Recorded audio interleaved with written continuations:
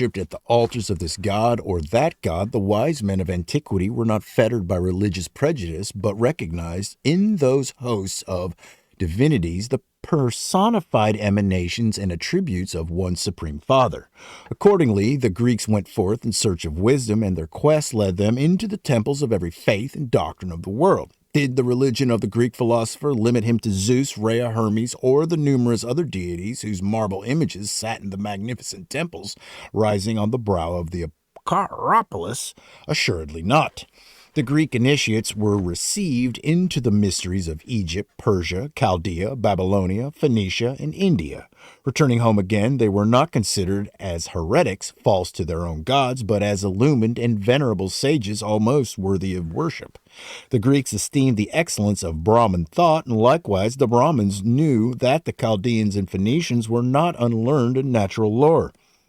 They exchanged freely with each other the knowledge they possessed, for Brahma was but the name of a nameless principle, and if the Greeks wished to call their deity Uranus, Kronos, or Zeus, what mattered it?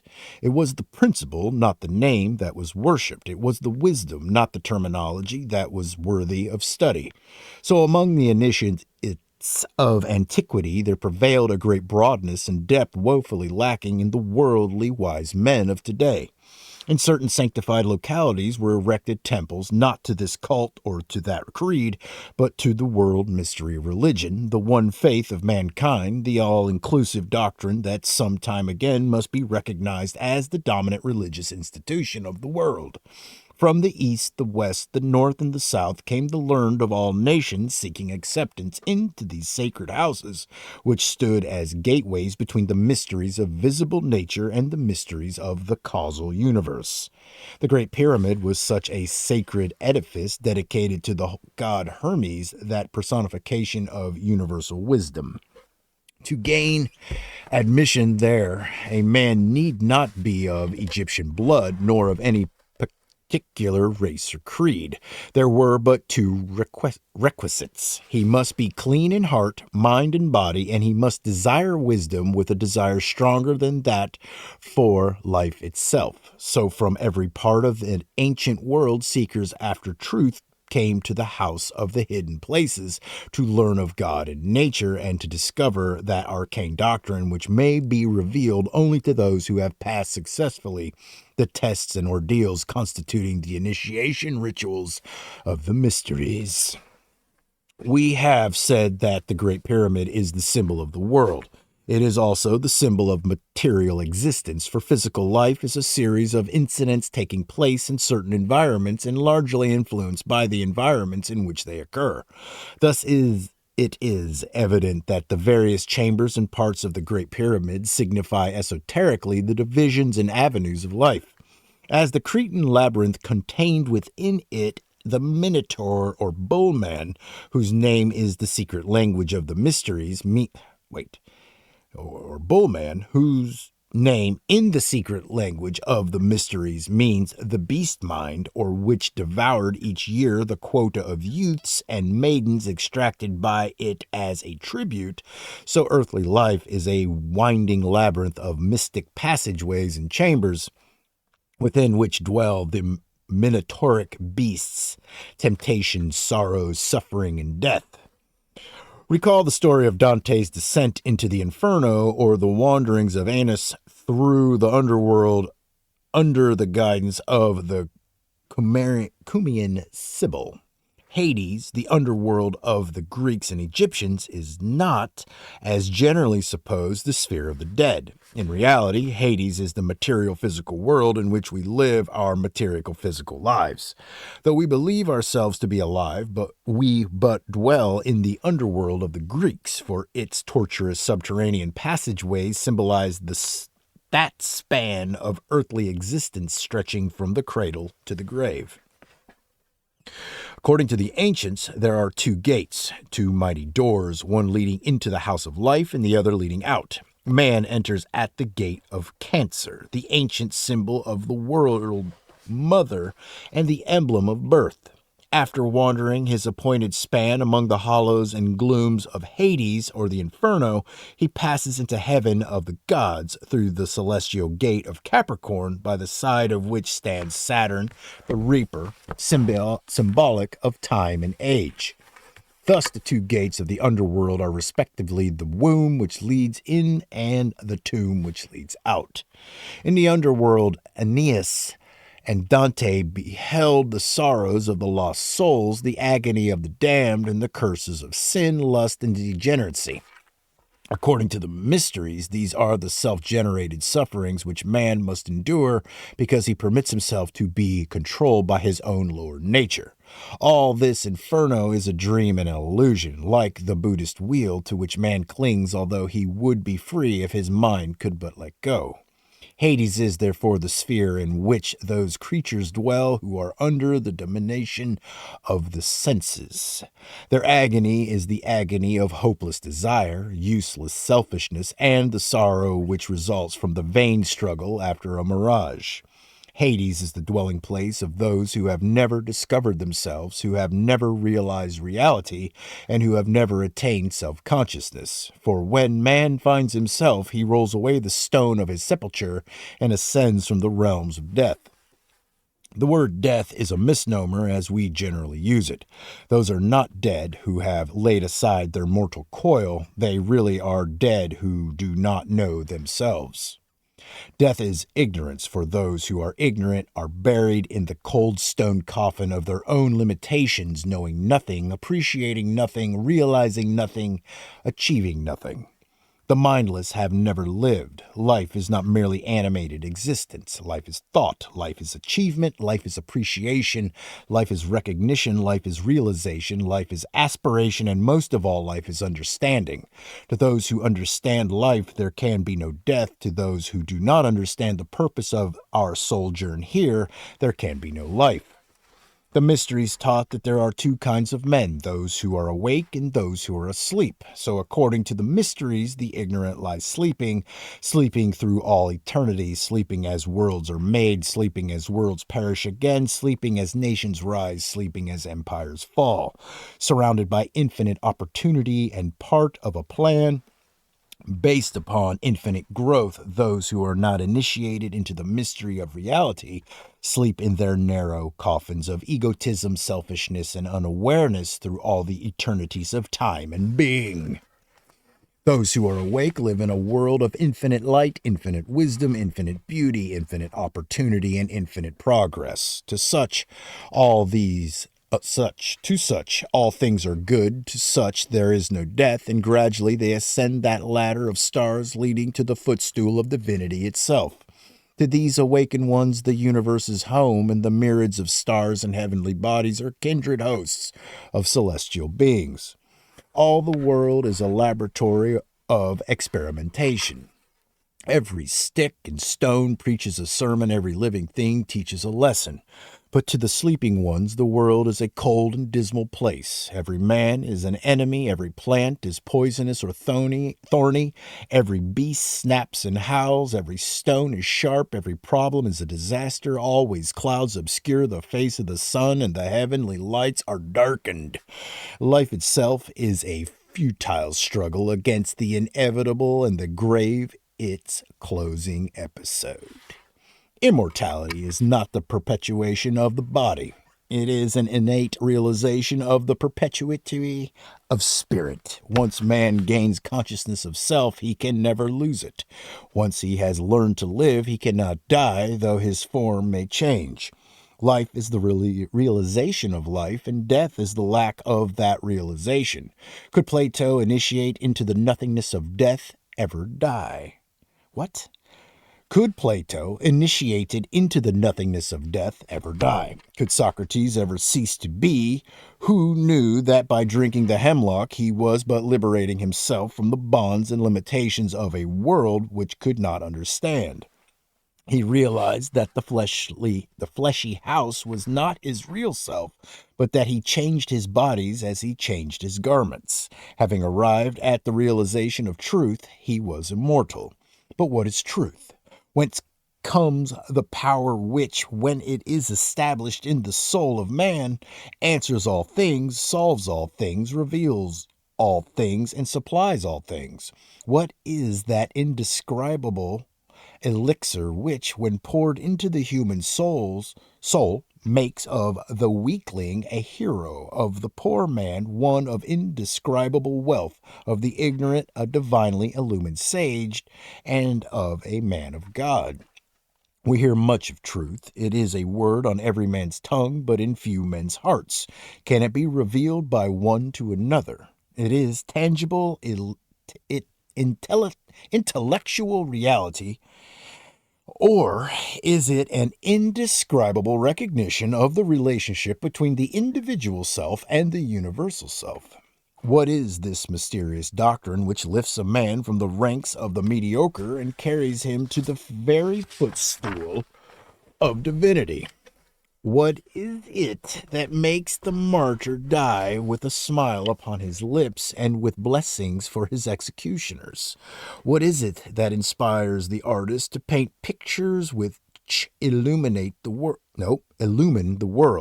What is it that sounds as soft music in the ears of the great composer? What is it that moves the pen of the author that he may write books which will live forever in the hearts and souls of humanity? The symbol of the great power is the crux ansata, the cross of life, the golden key which unlocks the mysteries of self, that golden key which all too often becomes a cross for the crucifixion of the illumined.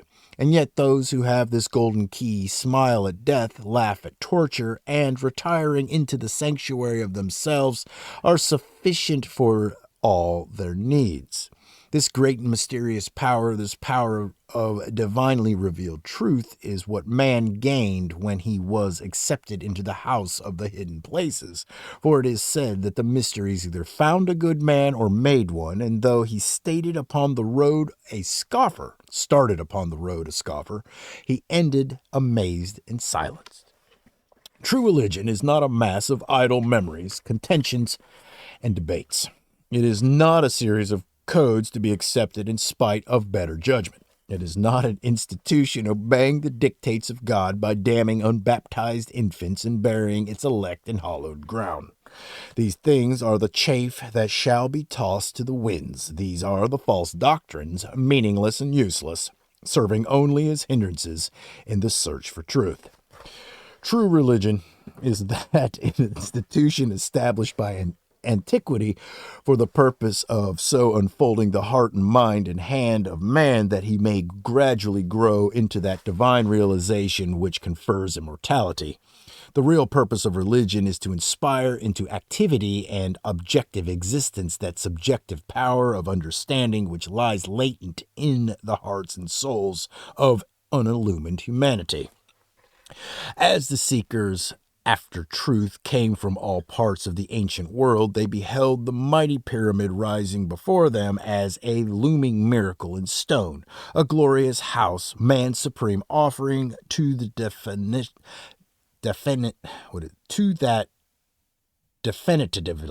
divinity that gives him the power of recognition. The Great Pyramid was built as an imperishable monument to the divinity which lies buried in humanity. It is the tombstone of God lying dead in nature, awaiting the day of resurrection. It marks the grave of the builder. It is the sprig of acacia, and he who entered its ancient portal was consecrated to the task of raising the dead, God to life again in himself. There is a God sleeping in the soul of every man. This sleeping God is his own divinity, a spark of universal divinity imprisoned in a sarcophagus not only of material clay, but the clay of earthly thoughts, earthly desires, and worm-like attributes. Here in the house of the hidden places, man was instructed how to awaken the sleeping God, how to summon into manifestation those latent potentialities which, when trained and unfolded, produce the perfect man, the perfected man. The unfolding of man's spiritual nature is as much an exact science as astronomy, medicine, and jurisprudence. It is not a haphazard procedure based upon a none too certain faith, the secret process whereby the divine nature of man may be resurrected and enthroned as the ruler of the human life. This is the secret science. This is the divine doctrine. This is the supreme arcana of all ages and of all peoples. It is to this end that all religions have been established, and out of religion have come science, philosophy, logic, and reason as methods whereby this divine purpose might be attained. Religion, therefore, represents the tree of life. The Garden of Eden is the house of the mysteries in the midst of which grows this tree, and knowledge and understanding are the fruit of the tree, and he who eats of that fruit shall be a god, having eternal life. But lest this fruit be stolen, lest the foolish attempt to steal the prize belonging to the wise, the supreme mystery is concealed under the emblems and symbols meaningless to the uninitiated. For being the most priceless of all human possessions, truth is regarded more sedulously than any other secret. What is there in the world that is its equal? What more can man possess than understanding? All other things are impertinent, but understanding endures. All other things may be lost or destroyed, but understanding belongs forever to him who once possesses it. Through the mystic passageways and chambers of the Great Pyramid, therefore, passed the illumined of antiquity. As men, they entered its portal. As gods, they came forth again. It was the place of the second birth, the womb of the mysteries, and wisdom dwelt in it as God dwells in the heart of man. Somewhere in the... Oh, shit. Hold on. Jesus, there's a lot. All right, I wanted to finish the book. That's what I get. Somewhere. Just give me a moment. I'm in no rush. Somewhere in the depths of its recesses, there resided an unknown being who was called the Initiator, or the Illustrious One, robed in blue and gold and bearing in his hand the sevenfold key of eternity. This was the lion-faced Hierophant, the Ancient of Days, the Holy One, the Master of Masters, who never left the house of God, and whom no man ever saw, save he who had passed through the gates of preparation and purification. It was in these chambers that Plato, he of the broad brow, came face to face with the wisdom of the ages personified in the master of the secret house. But what does this mean to the material scientist? What does this solve for the geologist who, with his little hammer chips at the casing stones and tries to solve the problem of all ages with a microscope and a pedestal? What does this mean to the biblical historian whose brows are knit over the problem of who built the world's greatest structure long before Adam and Eve must have been even remote conceptions in Jehovah's mind? Or what does it mean to the theologian who dares not peer over the edge of the King James Bible for fear of endangering his eternal salvation? Only minds trained in the free range of philosophic thinking, uncurbed by creed or dogma, unfettered by the bonds of theology or the limitations of science, and whose God is a non-sectarian deity, can face this problem without prejudice and appreciate the magnitude of true religion as herein revealed. Who was the master of the hidden house, whose many rooms signified the worlds and space, whom none might behold save those who have been born again? He knew the secret of the pyramid, but he has departed the way of the wise, and the house is empty.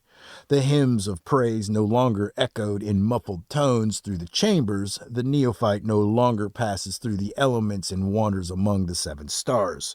The candidate no longer receives the word of life from the lips of the Eternal One. Nothing remains but the shell, the outer symbol of the inner truth, and men call the house of God a tomb. The Great Pyramid is not only the house of God worthy of that appellation. Eager to receive this divine boon, the candidates, accompanied by the silent voice, the unknown watcher, climbed the ancient steps which must have originally led up to the entrance of the Great Pyramid. What lay within, he did not know. Whether he would ever come out again, he did not know. He only realized that if he failed to meet the requirements of the mysteries, he would forever vanish from the sight of men. But within that mighty pyramid of stone gleaming in the Egyptian sun, he knew there dwelt a sacred and sanctified one, the keeper of the royal secret. He was resolved to reach that one and secure that secret or die in the attempt. The time of his trial had come. His previous life, his devotion to study, his sincerity of motive, his cleanliness of heart, all these had been thoroughly established. As he approached the tiny gate, the solid wall before him parted. A great stone door hung on invisible hinges of granite swung open before him, and he passed into the darkness of the secret house. The test began. Surrounded by the gloom and cold of the sacred place, he passed in succession through the chambers and passageways which typified all the forms and experiences of mortal existence. Thus the labors of a lifetime were recapitulated in a few hours in the Great Pyramid Mysteries. Strange creatures confronted him. Temptations were ever about him, but at last his soul ascended as a bird up the chimney-like passageway leading to the place of light. He passed through the dwelling places of the spirits of the gods. The earth shook and thunders rumbled about him. At last the grand staircase of the 7 breaths of the 7 stars was reached, and far above, in the still unexplored pinnacle of the building, was the dwelling place of the secret God, the unknown whose name could not be spoken, the unknown one whose name could not be spoken, whose nature could not be conceived, and whose thoughts could not be interpreted. The details of the ceremonials are entirely a matter of speculation, for nothing is actually known concerning them save to a few, and they are not permitted to speak. But as far as can be ascertained, the king's chamber was the scene of the great climax of the initiatory drama. Here, crucified upon a St. Andrew's cross, the candidate was suspended like the solar god upon his cross of the equinoxes and the solstices. After the solar crucifixion had been performed, the candidate was laid in the great stone coffin, and for 3 days his spirit, freed from its mortal coil, wandered at the gateways of eternity. Yes, his ka, as a bird, flew through spiritual spheres of space. He passed upward through the 7 gates and stood before the mighty throne of the Imperium. He discovered that all the universe was life, and all the universe was life, all the universe was progress, all the universe was eternal growth. He also realized himself to be an integral part of this eternal plan, that no more could he cease to be than the sun and the moon and the stars could cease to be. He conversed with the immortals. He was then brought into the blinding presence of the living Word, and then, realizing that his body was a house which he could slip out of and return to without death, he achieved actual immortality. It is probable that peculiar atmospheric conditions, the temperature of the king's chamber, and the dull cold of the coffin formed an important link in the chain of circumstances which permitted the consciousness of the neophyte to escape from his body and come into the presence of the great illuminator. At the end of 3 days, he returned to himself again, and having thus personally and actually experienced the great mystery, he was indeed an initiate, one who beheld and one to whom religion had fulfilled her duty by bringing him into the light of God. The new initiate, wearing the insignia and symbol of his accomplishment, was now brought into the presence of the great illuminator, the master of the secret house. He beheld the august patriarch whom no eyes ever saw save those who had passed through the mystery of the philosophic death and who had been born again out of a time into eternity. Mystically, there are 2 births. In physical birth, man is born from eternity into time, and through the span of earthly struggle battles desperately against inevitable conquest by time. In the mysteries, there is the philosophic death and the second birth out of time back again into eternity, and the new initiate no longer struggles against the corroding influences of time, but dwells in the perfect realization that past and future are gone, and that in the mysteries there is but one time, and that of infinite duration, eternally posited in the ever-present now. By this sage illuminator, the master of the secret house, the technique of the mysteries was unfolded. The power to know his guardian spirit was revealed to the new initiate. The method of disentangling his material body from his divine vehicle was explained, and to consummate the great work, the divine name, the secret and unutterable designation of the supreme deity, by the very knowledge of which man and his God are consciously one, was solemnly revealed. With the giving of the name, the new initiate was himself a pyramid, within the chamber of whose soul numberless other human beings might also receive enlightenment. Having achieved the great work, having accepted the Hierophant of the secret house as his spiritual father, the one who had given him that light which is the life of men, and having made the final offering, his own life, to the service of the secret house, the initiate was ushered forth again into the glare of the desert sun. When he entered, he had gazed up at the mystery of the great stone pyramid, and now he gazed again, but no longer at the mystery. He beheld a great stream of light which descended from the heavens upon the pyramid. He saw it break up into numerous paths, and coming down the walls in all directions diverged like the branches of a tree. He realized that he himself was a branch. He was actually a fruit of the pyramidal tree. So, Pythagoras-like, he took the 3 seeds of the tree, which was within the fruit of his own soul, and, going forth, he planted them. And another tree grew up from the seeds, which tree also bore the golden fruit of life, and all who partook of it lived. So we still chip at the walls of the pyramid, filled with wonder why men should have built such a structure, and what great urge inspired the Herculean labor. We hear men say it is the most perfect building in the world, that it is the source of weights and measures, that it was the original Noah's Ark, that it is the origin of languages and alphabets, that it is the origin of the scales of temperature and humidity, that it is the only structure upon the face of the earth that actually squares the circle, and that it stands as the absolute dividing line between the land and water surfaces of the earth. We wonder at all these things, but if we really understood the purpose for which this mighty house was built, we would wonder still more, or more likely, we would scoff. Hold on. Yeah. They're here. NES is here. NES is here? I gotta go. I'll see you all later. Still chip at the walls of the pyramid, filled with wonder why men should have built such a structure, and what great urge inspired the Herculean labor.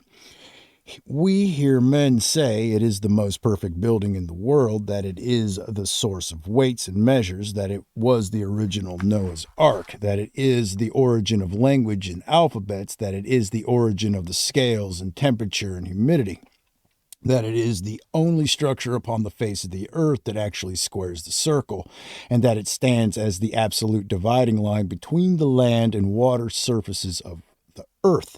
We wonder at all these things, but if we really understood the purpose for which this mighty house was built, we would wonder still more, or more likely, we would scoff, for it seems incredible to this generation that there Was ever a time when men knew more than men know now. Though the modern world may know a million secrets, the ancient world knew one, and that one was greater than the million. For the million secrets breed death, disaster, sorrow, selfishness, lust, and avarice, but the one confers life, light, and truth. The time will come when the secret wisdom shall again be the dominating religious and philosophical urge of the world. Day is at hand when the doom and of dogma shall be sounded. The great theological Tower of Babel, with its confusion of tongues, was built with bricks of mud and the mortar of slime. Out of the cold ashes of lifeless creeds, however, shall rise, phoenix-like, the ancient mysteries. No other institution so completely satisfies the religious needs of humanity, for since the destruction of the mysteries, there has never been a religious edifice where Plato could have worshipped. The dying god shall rise again. The secret room in the house of the hidden places shall be rediscovered. The pyramid shall yet stand as the ideal emblem of solidarity, aspiration, inspiration, resurrection, and regeneration.